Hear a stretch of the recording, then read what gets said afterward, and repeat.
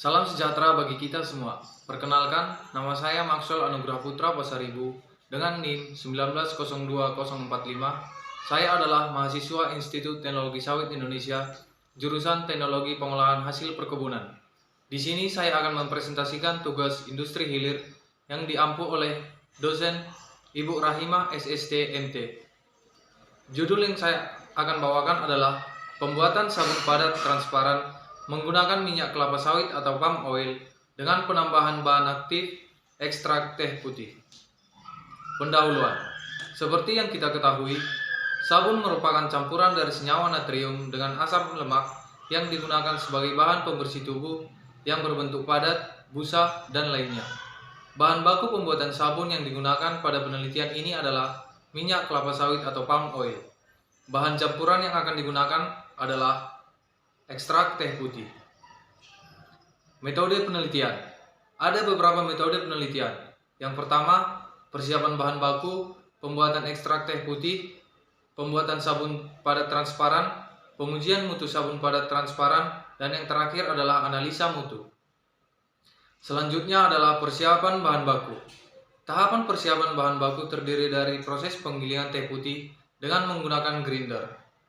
Pembuatan ekstrak teh putih. Ekstrak teh putih dilakukan dengan metode maserasi tunggal. Pengujian mutu sabun padat transparan.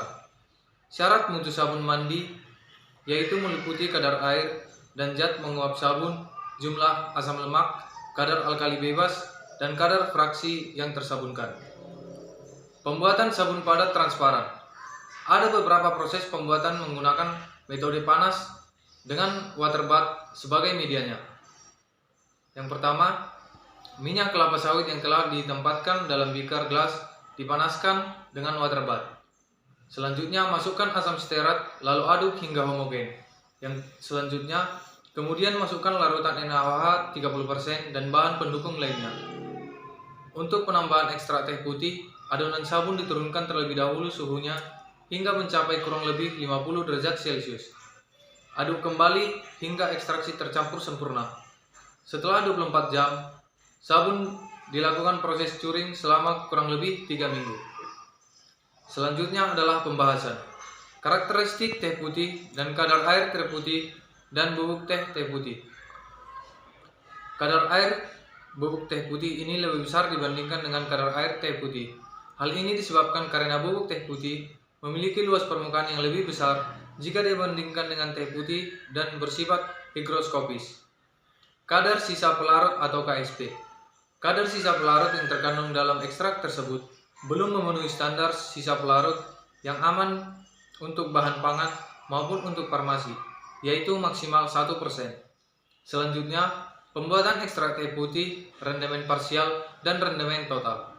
Adanya pengurangan massa teh putih ini disebabkan karena sebagian kecil massa teh putih yang menempel pada wadah ataupun tertiup secara tidak sengaja pada saat akan ditimbang atau dipindahkan. Bobot jenis ekstrak teh putih. Nilai bobot jenis ekstrak teh putih yang dihasilkan lebih besar dari 1, sehingga dapat dikatakan nilainya lebih berat dibandingkan dengan bobot jenis air lainnya. Analisis mutu sabun padat transparan. Seperti yang akan saya tampilkan pada saat ini, kita akan melihat beberapa analisis mutu sabun padat transparan sifat kimia. Yang pertama, ada kadar air dan zat menguap, jumlah asam lemak, kadar alkali bebas, derajat keasaman atau pH, uji aktivitas antibakteri sabun, uji organoleptik, kekerasan penetrometer jarum, dan yang terakhir, stabilitas busa. Kesimpulan yang saya dapat simpulkan adalah, yang pertama, proses pembuatan sabun transparan dilakukan dengan cara hot process dengan menggunakan water bath sebagai media pemanasannya. Yang kedua, formulasi yang akan digunakan dalam pembuatan sabun transparan mengikuti metode Koknis disertai modifikasi karena adanya penambahan bahan aktif ekstrak teh putih dalam pembuatan sabun padat transparan. Demikian hasil presentasi yang dapat saya tampilkan.